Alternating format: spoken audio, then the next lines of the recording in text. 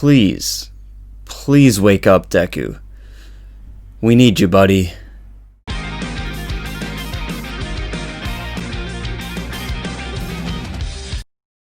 What's up? It's Truth Hero, and welcome back to a somber My Hero Academia chapter review. Boku no Hero Academia chapter 298 of the manga, we see villains on the loose, but the real story on the dark side is All For One and Shigaraki's relationship. We also see the heroes in recovery, and Shoto Todoroki vowing he's going to be the one, not Endeavor, to take down Touya Todoroki. Let's dive into this one. The chapter opens with a flashback of a twice clone of Redestro speaking with a Hero Commission guy, explaining that the Paranormal Liberation Front wants genuine freedom, peace without order, and that this calamity is certainly not the public order that you seek. Raise your hand if you were a bit confused to see a twice clone, but it is a flashback, so whenever he made this new Redestro talking to this Hero Commission guy, it was before Jin passed away. Still impressive that a twice clone is able to hold that form for so long. But no, this happened, I don't know, 20 chapters ago in the timeline. The twice clone of Redestro says that the seeds of their revolution have been sown, and I think he's absolutely right about this. People don't trust heroes anymore, they really don't respect the pro-heroes like Endeavor, and as we see, prisons like Tartarus can't hold these villains back, so if you're the good guys, there's nothing really going for you right now. There's no shining beacon of hope for civilians in Hero Society, and all these lower tier villains, they're all inspired by this. So if you're a citizen and just trying to live your life, it's a dark time. And like I just mentioned, prisons are basically open like floodgates. I mean, it's a clearance sale. Everyone get your villains while they last. So All For One and Shigaraki in tandem with the Hayanomu attack Sion, Baku, and Kuin prisons, and 3 other ones that they don't mention, but they show these villains escaping. And it's interesting because they said this was to cover their tracks. I'm not exactly sure how that does this for All For One. It's not like you're going to not notice the worst villain of all time who's kept at the lowest level of Tartarus. Oh, he's not there anymore. Who would have guessed? Where could he be? I think it just causes more chaos, and right now, that's the villain's objective. They're gonna sit back, rest Shigaraki, and then let these other villains sort of rise to power and create pandemonium for the heroes while the heroes are really reeling from this battle. I really like this idea by the villains. If you just throw more villains out there, there will be more side arcs for our characters. There's going to be more crime for the already depleted heroes to solve. It's kind of like the pregame warm-up show before the villain Super Bowl, before the main event where Shigaraki makes his reappearance with All For One. And, of course, this kind of goes without saying, but it further emphasizes again that this arc was a total villain victory. You know, when you see what happened with Tartarus, Endeavor falling from grace, all the pro heroes depleted, and now even minor villains breaking out that are still very dangerous people. Again, you ask the question, what was the point? Why did the heroes do this? Why did they think they stood a chance? At the end of this Tartarus prison break flashback where we see them bust all these villains out, Spinner actually confronts All For One and says, "Who are you? Because we bonded so well over video games, him and Shigaraki, but you are not the Shigaraki I chose to follow. Where is the real Shigaraki? I need to know." All For One says he'll finally let Shigaraki rest, and when he does, he'll become perfect and our desires will come true. I just get the sense that All For One's in charge now, you know? I know he doesn't have eyes, but he's saying, look at me, I am the captain now. And I just don't see All For One and Shigaraki being able to maintain, you know, an equal relationship. I think All For One is now pulling all the strings, and I think Spinner's really warning us of that. Something is off. All For One's out of prison. He didn't need to come out of prison by Shigaraki standards, so he's going to let Shigaraki rest, make his body perfect, and then what? Take back his powers so he can kind of start his dream over again by becoming the ultimate demon lord? I don't know if it's still Shigaraki's turn. Do you guys think Shigaraki and All For One will be at odds with the next phase of their plan or plans? Because right now I can't imagine that they'd have the same goals. All For One was just chilling in prison, almost like he knew all this was going to happen for him, whereas Shigaraki thought it was really his turn to be the next villain king, and now we learn All For One wants to let Shigaraki rest and then do something to become the ultimate demon lord. And Shigaraki, you know, he's tired. He's still hungry though. It's still his turn. He still wants to be that guy. So I can't imagine that they're gonna amicably coexist. We know Horikoshi really loves Star Wars, and this arc to me either was or is setting up the Empire Strikes Back portion of My Hero Academia. There are concrete parallels like, "No, I am your father." Just as Dabi says to Endeavor, "No, I am Touya Todoroki." But there's also the fact that the villains achieved an overall victory over Hero Society, or the rebels and the galaxy, if you will. The only way I see All For One and Shigaraki perfectly getting along is if it's like some Sith thing with the Emperor and Darth Vader, where Shigaraki may still have more to learn from his master All For One.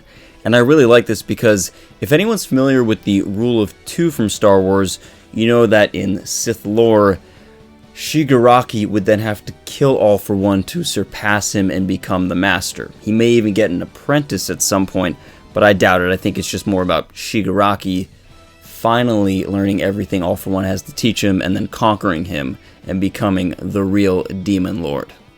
It would be amazing if Shigaraki has to fight All For One to claim his spot as the perfect Demon Lord or Emperor. And it would also finally make it clear to all the doubters that still exist in the fandom that Shigaraki is that villain. He's that dude. What do you guys think though? Comment down below. Will Shigaraki actually eventually take on All For One? I think it would be great. This would be an epic fight to have. We transition over to the hospital where the heroes are recovering and we see Bakugo is pissed as ever. But hey, that means he's doing A-okay, and I really love this standard of evaluation. If Bakugo has enough energy to be mad, then he's fine.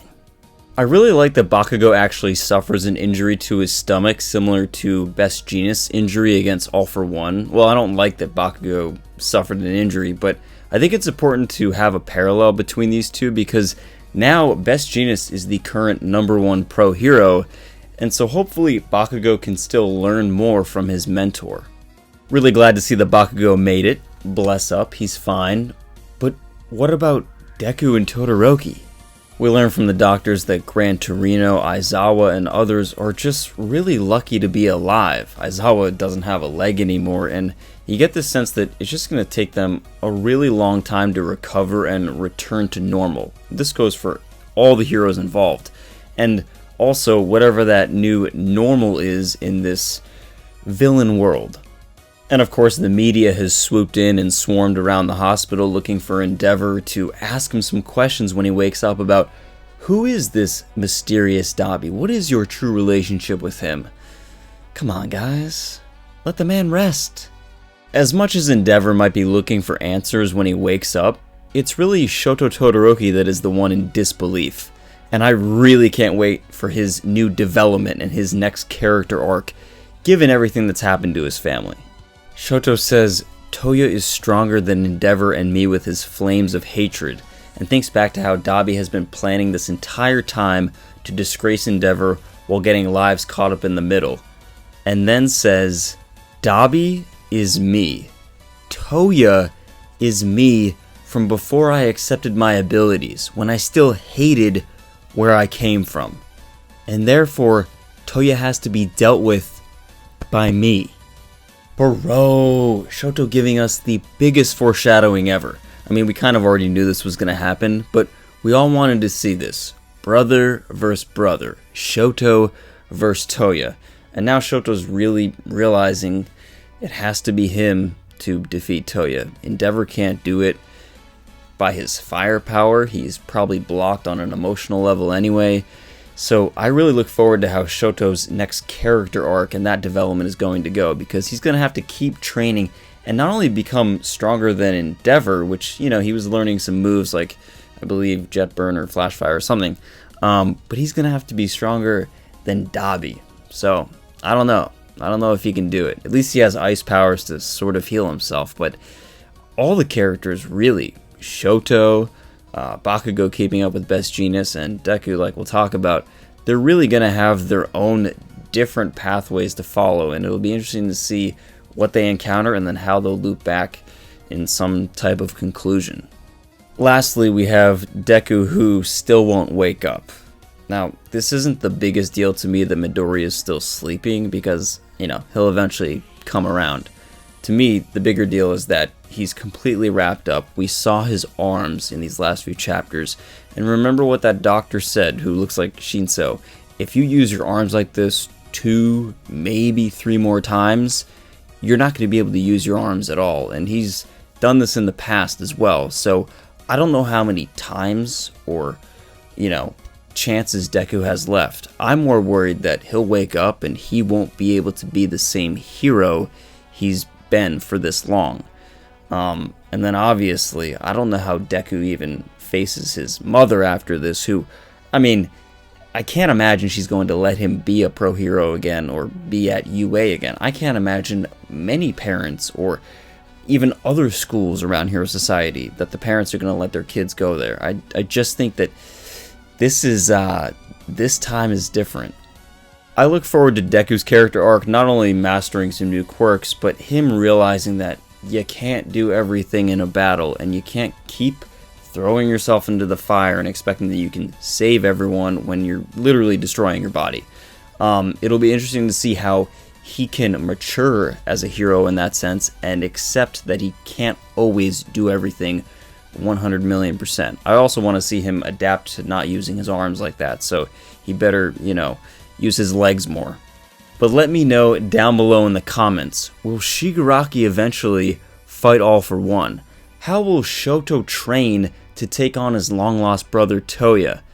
And after this, how does Deku continue to be a hero? If you like My Hero Academia content and these chapter reviews, consider enrolling at UA today by subscribing. And until next time, hero or villain, plus ultra. Okay, just kidding. Before I go, I just want to say that some of you might not be subscribed to the channel, and if you do like this content, I encourage you to do so because it helps the channel grow, and as you know, I've changed my schedule. I can't get these out on Friday. They're either going to be published Saturday afternoon or Saturday evening, so it helps reach people that might not be searching for it late in the weekend, as opposed to when spoilers drop like Thursday and Friday. So if you do like the content, I would appreciate the subscription. Also, before anyone asks, I'm not that tired. Okay, I was just crying for our boy Deku. No, it has been a long week. It's been a good week, but no, I have plenty of energy and I'll get my rest. So see you guys in the next one.